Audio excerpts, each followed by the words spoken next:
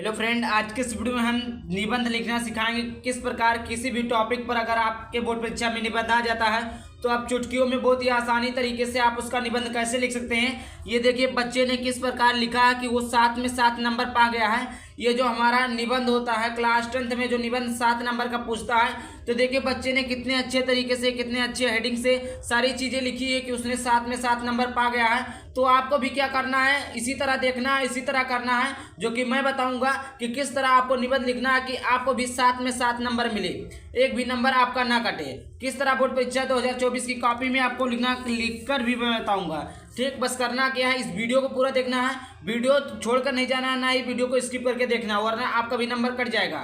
ठीक, 7 से आप 5 भी नंबर नहीं पाओगे। तो इस वीडियो को पूरा देखिएगा शुरू से अंत तक। तो देखिए सबसे पहली बात, देखिए बोर्ड परीक्षा की कॉपी में किस प्रकार पूछा जाता है।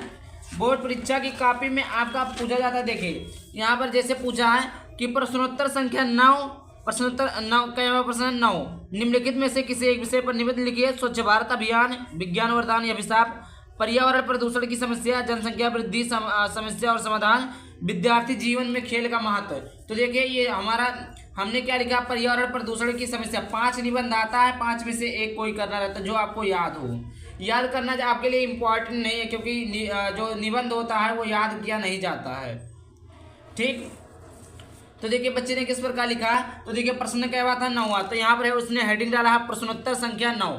इसके बाद में इन्होंने हेडिंग क्या डाला, पर्यावरण प्रदूषण की समस्या और समाधान। जिस टॉपिक पर उनको लिखना है, जैसे लिखना था आपको स्वच्छ भारत अभियान पर, तो आप यहाँ पर स्वच्छ भारत अभियान लिखते। आप लिखना था जनसंख्या वृद्धि की समस्या और समाधान पर, तो जनसंख्या वृद्धि और समाधान आप लिख दे।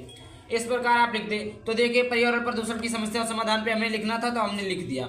अब देखिए इसमें सबसे पहली बात होती है आपको रूपरेखा लिखना। क्या लिखना है, रूपरेखा। रूपरेखा के अंतर्गत आपको डालना प्रस्तावना, प्रदूषण के प्रकार, पर्यावरण प्रदूषण के कारण, प्रदूषण को रोकने के उपाय और उपसंहार। देखिए अगर इसी टॉपिक पर आ जाता है कि बेरोजगारी की समस्या, तो आप उसमें भी यही डालेंगे। प्रस्तावना तो सब में वही रहेगा, लेकिन लिखने का तरीका अलग अलग। प्रस्तावना डालेंगे बेरोजगारी के प्रकार नहीं होते, बेरोजगारी के कारण, बेरोजगारी से होने वाले दुष्परिणाम, मतलब बेरोजगारी से क्या, बेरोजगारी के कारण क्या है, उसके बाद में बेरोजगारी को रोकने के उपाय क्या है, इसका उपसंहार कैसा है, कैसे हम बेरोजगारी की समस्या को समाप्त कर सकते हैं।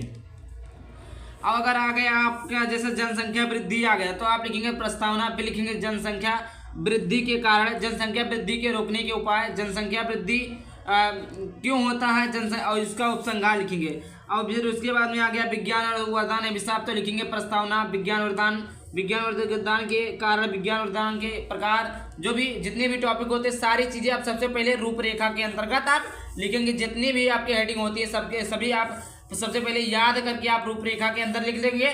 उसके बाद में जितनी भी हेडिंग है उस पर अगर आपको कुछ याद भी नहीं है तो 4 लाइन, 5 लाइन, 6 लाइन जो भी आपको आता है, हर एक टॉपिक पर कम से कम 8 लाइन आप लिख दीजिएगा, आपका 7 में 7 नंबर मिलेगा, ये मेरा गारंटी है।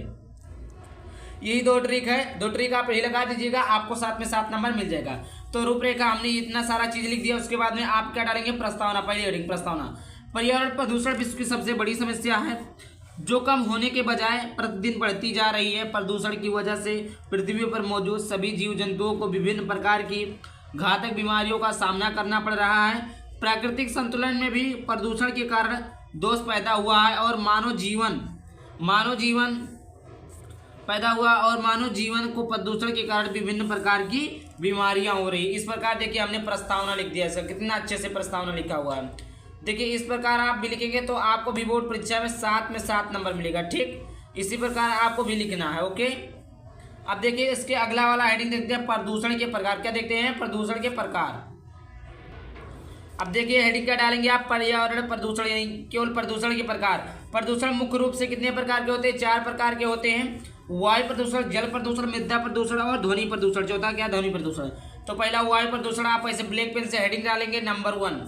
यह सबसे खतरनाक प्रदूषण है। वायु प्रदूषण का मुख्य कारण उद्योगों और वाहनों से निकलने वाला धुआं है। वायु प्रदूषण के कारण वायुमंडल में कार्बन डाइऑक्साइड की मात्रा बढ़ जा रही है। इससे पृथ्वी के ऊपर वाला ओजोन गैस का सुरक्षा जो चक्र है बुरी तरह से प्रभावित हो रहा है। उसके बाद दूसरा डालेंगे हेडिंग जल प्रदूषण।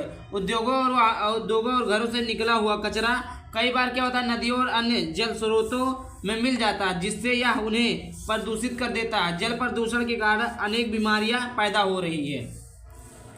तीसरा हेडिंग डालेंगे आप मृदा प्रदूषण। मृदा प्रदूषण में आप लिखेंगे मिट्टी में होने वाले प्रदूषण को मृदा प्रदूषण कहते हैं। यह मुख्यतः खेती में अत्यधिक कीटनाशक का उपयोग करने से या ऐसे पदार्थ जिसे मृदा में नहीं होना चाहिए उसके मिलाने पर होता है। शहरीकरण और औद्योगिकरण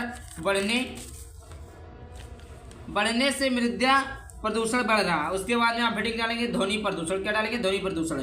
कि ध्वनि प्रदूषण किसी भी प्रकार के अनुपयोगी ध्वनि को कहते हैं। इस प्रदूषण से मानव और जीव जंतुओं को परेशानी होती है। कल कारखानों का शोर, यातायात का शोर, मोटर गाड़ियों की आवाज़, लाउड स्पीकरों की आवाज़, कर्ण भेदक ध्वनि आदि से यह प्रदूषण होता है। उसके बाद में आप हेडिंग डालेंगे प्रदूषण के दुष्परिणाम या प्रदूषण के कारण। प्रदूषण के कारण मानव जीवन को खतरा पैदा हो गया है। आदमी खुली हवा में सांस नहीं ले पा रहा है या सांस लेने तक को तरस रह गया। जल के कारण कई बीमारियां फसलों में जल के कारण कई बीमारियां फसलों में चली जाती है, जो मनुष्य जब खाते तो उनके अंदर पहुंच के घातक बीमारी पैदा करती है। अब कोई भी अंदर जाएगा तो घातक बीमारी पैदा करेगी। प्राकृतिक संतुलन पैदा हो रहा है। हमारे पर्यावरण को भी काफ़ी ज़्यादा नुकसान हो रहा है। कई तरह के जीव और प्रजातियाँ क्या हो रही है? प्रदूषण के कारण लुप्त हो रही प्रजातियाँ, जीव हैं, जंतु हैं, बहुत सारी जीव जंतु हैं जो इसी के कारण मर रही हैं, लुप्त हो रही हैं। प्रदूषण को रोकने के उपाय क्या उपाय है? प्रदूषण को रोकने के तो प्रदूषण कम करने के लिए हमें लोगों में जागरूकता पैदा करनी होगी। वनों के विनाश को रोकना होगा। अत्यधिक से अधिक हमें क्या करना होगा? पेड़ लगाना होगा और पेड़ को वर्षा के बारिशों से संचित करके लगाने होंगे। वर्षा के जल को संचित करके उसका पुनः उपयोग करना चाहिए। सरकारों को भी समय समय पर प्रदूषण के खिलाफ अभियान चलाने होंगे और हम लोगों को सबसे पहले अपने घर से निकला हुआ कचरा तालाबों और नदियों में नहीं बहाएंगे। अपने गली और मोहल्ले को भी साफ सुथरा रखेंगे। इस प्रकार लिखना। अब देखिए लास्ट हेडिंग आपका क्या रहता है? उपसंहार। देखिए कोई भी निबंध हो सबके लास्ट में उपसंहार ही रहेगा। उपसंहार क्या है? प्रदूषण एक बहुत गंभीर समस्या है। प्रदूषण कम करने के लिए हर व्यक्ति को अपने स्तर प्रयास करने की आवश्यकता है। हमारा कर्तव्य है कि हम प्रदूषण के खिलाफ अपना योगदान देकर पर्यावरण को सुरक्षित रहेंगे। इस प्रकार आप देखिए 7 नंबर आपको मिल गया है।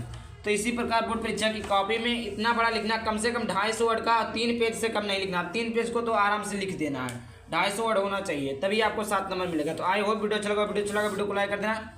चैनल पर पहली बार आए चैनल को सब्सक्राइब कर देना। चलिए मिलते हैं किसी टॉपिक के साथ। Bye bye. Thank you. जय हिंद, जय भारत, वंदे मातरम।